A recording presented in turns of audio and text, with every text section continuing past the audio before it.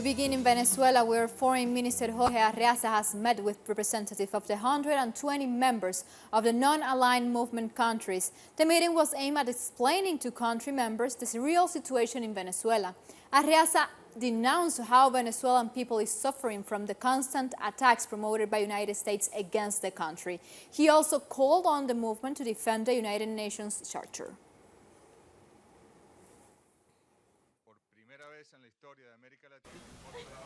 For the first time in Latin America history, a coup is openly led by the US government and its allies. In the past, they used to be meticulous, so it wasn't that obvious. And decades later, the documents show the US is always been behind coups in our continent.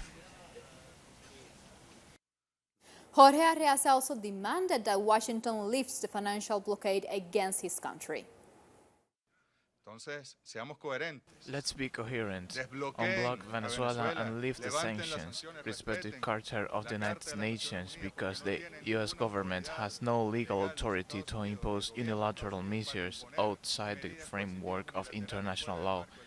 In many cases, production has ceased for not having access to raw materials, for not being able to put to work our factories. That must add billions of dollars. There is not a humanitarian crisis in Venezuela, but an economy blocked and besieged. And despite these circumstances, we have managed to recover the consumption levels in Venezuela of 1 million tons per month in food. Arreaza also insisted that the Venezuelan government is committed to dialogue and to solve political differences with the opposition. President Maduro once again insists on sitting down and maintaining a dialogue wherever the opposition wants. We have to do it because we are all Venezuelans and we want a sovereign country. I hope that there is a process of independence from the opposition, especially from these extremists who are receiving orders and holding meetings with Marco Rubio, Bolton, Pompeo, Mike Pence, and even Trump at the White House. And Russia's Foreign Minister Sergei Lavrov has said that Moscow United Nations Security Council resolution on Venezuela is aimed at political settlement. At the same time, he said that the United States has attempted to push its own resolutions, which hides its aggressive interventionist plans. According to the minister, the U.S. Department of State also asked to organize a phone call with Mike Pompeo. He added that the Russian government will soon meet with the High Representative of the European Union for Foreign Affairs, Federica Mogherini, to seek support for dialogue in Venezuela. We don't have any contact with the United States related to Venezuela, besides to debate in the UN Security Council, where they try to impose a resolution that hides their interventionist plans. And our correspondent Hansel Oro has more details for us regarding this topic. During a cell phone conversation, Russia's Foreign Minister Sergei Lavrov and U.S. Secretary Mike Pompeo, Lavrov warned the United States against any interference act with Venezuela, referring also to the use of military force that has United States to press to the Bolivarian government. Lavrov also referred to the U.S. resolution. This proposal presented by the United Nations Security Council. Lavrov explained that this draft is nothing more than trying to hide these provocations for military interventions, using humanitarian aids as an idea to destabilize the Venezuelan society. On the other hand, Lavrov explained that soon competitiveness talks with the representative of the European Union for Foreign Policy, Federica Mogherini, contribute to the situation in Venezuela. Several countries of the European Union support this approach and recognizes the deputy opponent Juan Guaidó as an interim president of Venezuela. Lavrov reiterates the proposal, the Russian and Chinese idea to be able to seek an international format to facilitate the talks between the government and the opposition. On the other hand, Lavrov has recognized the intentions of the legitimate President Nicolas Maduro to approach to maintain a dialogue with the opposition who have not agreed to this exchange.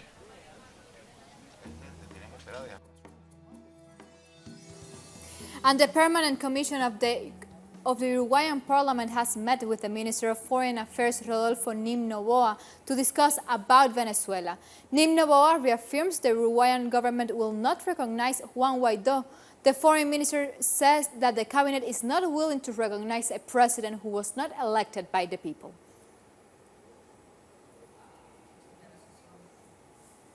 And from Uruguay, our correspondent Mateo Grille expands this information.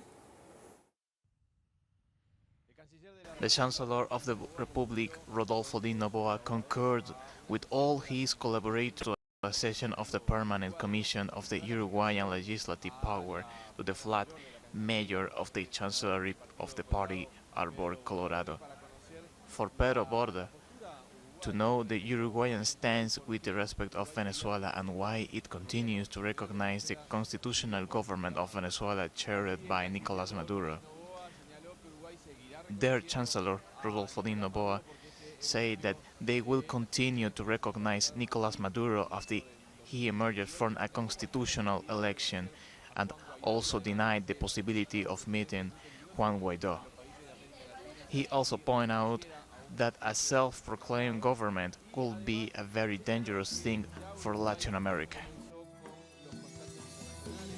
Like this, we've come to the first break here from the South. Make sure you follow us on Twitter at Telesur English and my personal account at Laura P. Telesur. Stay with us.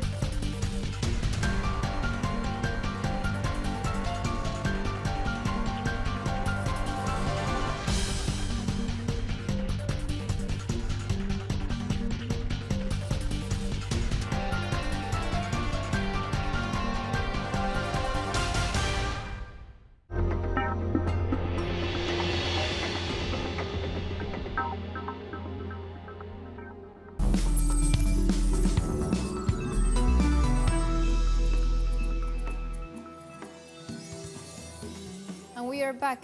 The trial to Catalan pro-independence leaders accused of rebellion, sedition and embezzlement of public funds started on Tuesday. Our correspondent Edu Marin has the details for us. The historical trial to the pro-independence lawyers of Catalonia accused of rebellion, sedition and embezzlement of public funds opened on Tuesday. The indictment of the defense lawyers to the Supreme Court of Partial has been highlighted, as they has dubbed the fairness to this case, and also one of the lawyers has said that the magistrates must be judges and not defenders but saviors. 9 out of the 12 accused are in prevent detention. They are facing from 25 to 75 years of convictions. This was just the first session. The trial could be extended to more than 2.5 months. This historic trial has spread controversy at the national and international level. Thank you, Edu. And the Russian government said that the United States is harming a potential peaceful solution to the Israeli-Palestinian conflict. During a meeting in Moscow with representatives of several Palestinian organizations, including Hamas and Fatah, Foreign Minister Sergei Lavrov denounced that the U.S. approach to the conflict undermines international mechanisms for peace. He also called to the Palestinian people to strengthen unity. Our U.S. colleagues imposed new solutions to the settlement problem. They have been promising for more than 2 years the agreement of the century, but the current information gives us the reason to believe that the future agreements of the century will ruin everything that has been done so far. And United States military campaign and its allies against Syria continue. This week, several attacks have been targeted specifically at unarmed civilians. More details from Damascus with Hisham Wanus. The alleged U.S. International Coalition for the Alleged Fight Against Daesh has committed a new massacre in Syria's civilian population on Tuesday, 12 February. In the province of Deir Zor, the coalition's warplanes bombed the town of Argus, in which different camps of civilians were held. More than 70 people were victims of those attacks. They were mostly women and children. It should be noted that this aggression occurs days after a previous attack near the town of Argabus, which also caused the death of more than 20 civilians. Washington claims that these international coalition aircraft support the military operations that have past military operations Kurdish against Daesh. The Syrian Chancellery has sent a letter to the United States government asking to investigate and penalize these crimes. The UN Secretary Council has called for the dissolution of this illegal group, despite the fact that the removal of illegal invading forces have been requested. The answer has been the insertion of more and more troops. Thank you, Hicham. And now we come to a second break, but make sure you visit our website, telesurenglish.net, where you can find more stories, read opinion articles, and of course, find Telesur's special interviews.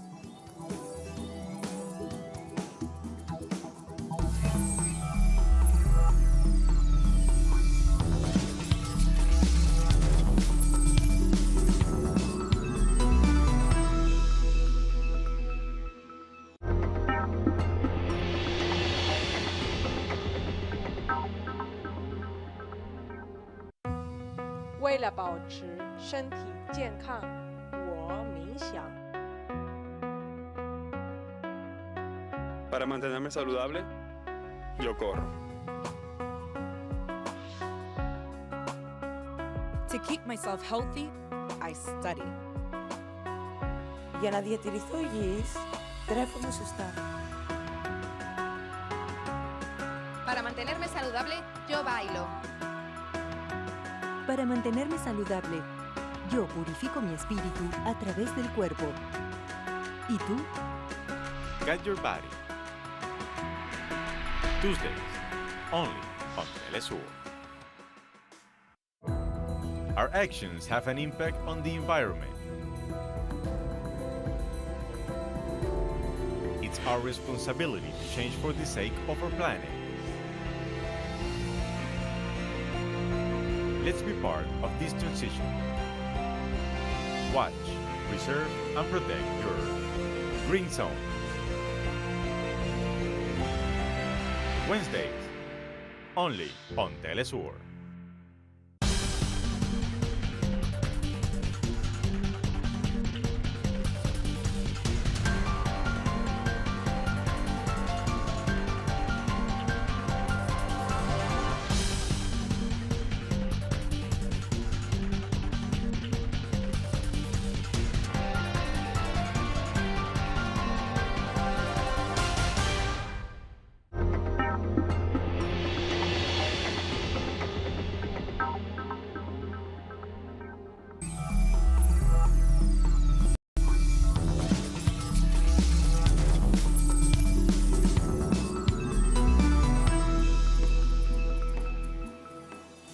And we are back.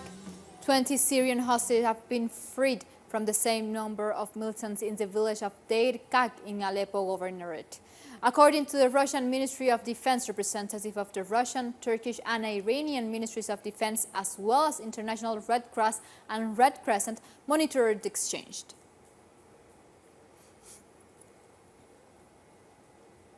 As new government in the Democratic Republic of Congo takes office for the first time since presidential elections, farmers hope that their grievances can be finally resolved. Our correspondent in Kinshasa, Oscar Epelde, brings us more about the plight of these communities. Elders from Baoba still remember what the whites and the government promised back in the 60s in exchange for their lands. They wanted to build the Inga hydroelectric dam. They were promised homes, a school, and a hospital that would have improved their quality of life, as well as access to electricity and tractors. But these proved to be empty promises. To this day, they don't even have a light bulb.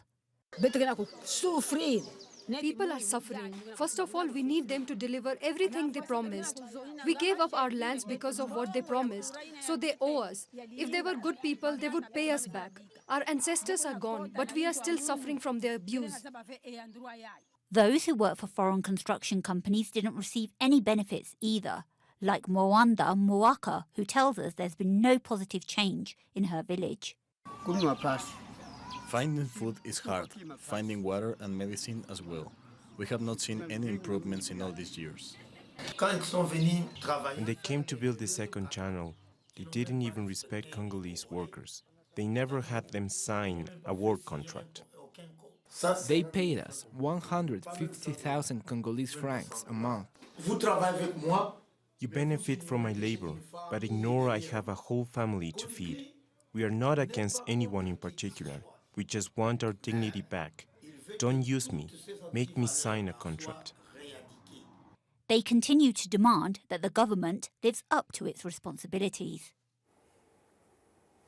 And thousands have rallied outside the White House in the United States to demand that the temporary protection status of hundreds of thousands of migrants not to be revoked. Protesters later continued to march through Washington, D.C. They have also demanded that migrants' TPS status be made permanent. Hundreds of thousands of migrants live under the temporary protection status, which allows them to live and work in the United States for a certain period of time. We need to make sure that we as a nation honor our promises. And that is what this is all about. We, from Nepal to Honduras, we have made a promise to say that the United States will be a safe haven. We will be that lantern on the shore. And for more details, our correspondent in Washington, Alina Duarte, has for us. We are in front of the White House, where hundreds of people have gathered to demand that the U.S. government does not suspend temporary protection status that protects more than 300,000 migrants, mostly from El Salvador, Haiti, and Honduras. On Tuesday, people will march to several institutions, including Congress, to demand the government guarantees temporary protection status, which is at risk. They also demand that migrants who have been living here for more than 2 decades be given citizenship. And Mexican drug trafficker Joaquin El Chapo Guzman has been found guilty and faces life imprisonment. A U.S. court found him guilty of all 10 charges related to drug trafficking. He was accused of manufacturing and distributing heroin and marijuana and ordering killings. He was arrested in 2016 after escaping a Mexican prison and was later extradited to the United States for his trial in 2017. Minutes ago, a federal jury here in the Eastern District convicted Joaquin El Chapo Guzman Loera on all counts of the federal indictment.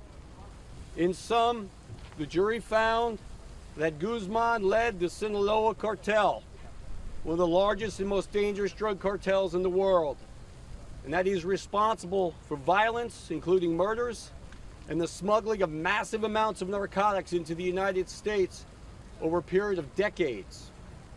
And now to other topics. Telesur released this Tuesday a song as part of the collaborative international campaign Tambores de la Paz para Venezuela, Drums of Peace for Venezuela. The video is a message of peace and solidarity with the Venezuelan people before the foreign siege they face. Here we tell you more about it. Raúl Torres is a Cuban singer and composer considered one of the most outstanding interpreters of the Cuban New Trova.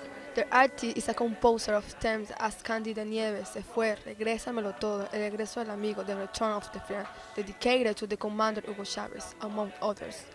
On this occasion, Torres expressed his support and respect for Venezuela. That's why he wrote Tambores de la Paz, Drums of Peace, that then gives a breath of hope before the constant aggression of the United States and the world trees. We must learn to live with those that don't understand us, to have a future where we can breathe. So express the lyrics of the song, where Torres had the collaboration of other musicians. The song is part of the campaign nominated Tambores de la Paz para Venezuela, Drum of Peace for Venezuela. This initiative seeks the participation of the peoples as an example of integration and solidarity with the Bolivarian nations. And like this, we've come to the end of this brief, but before, we want to leave you with Drums of Peace. Until next time. Yo.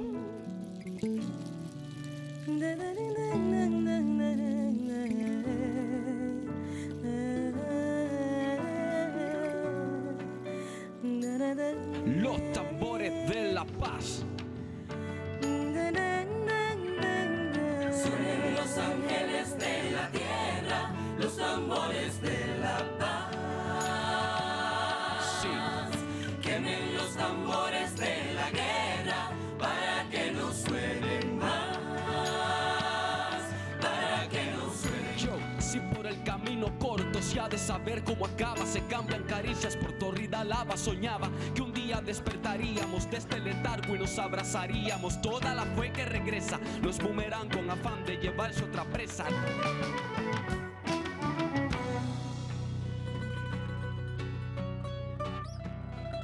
Yeah.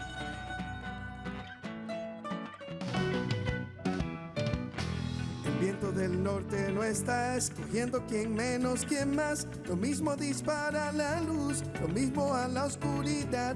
Para eso mi hermano estás tú, por eso tu hermano estoy yo. Los dos a cargar esa cruz, que al fin nuestra sangre es igual. Basta ya. Oh. Suenen los ángeles de la tierra, los tambores de la paz. Quemen los tambores de la guerra para que no suenen más. Para que no suenen. Alúmbrame cielo, haz que me valga la pena el desvelo. Suelo, regálame miles de brotes, que las ideas nunca se derroten. Cúbreme azul sin tanta metralla, entre razón, fuera batalla. Silencio es todo lo que queda luego de una lluvia de fuego y maldad. La guerra borra las canciones de los labios que le cantan a la paz. Sentir el vuelo de vivir sin armas, como descubrir el paraíso celestial. Aquí en la tierra sin morir, aprendamos a convivir con quien no nos entienda igual, para tener un porvenir donde podamos respirar. Basta ya. Suenen los ángeles de la tierra, los tambores de la paz. Quemen los tambores de la guerra para que no suenen más. Para que no suenen. Suenen los tambores en mi tierra, los tambores de la paz. Y es que no paro de pensar, quieren que nos matemos ya. No le importamos tú ni yo, solo el petróleo nada más. Y nuestras calles no querrán enrojecerse nunca más. La vida se puede llevar con diferencias y bondad, nunca más. Sangre por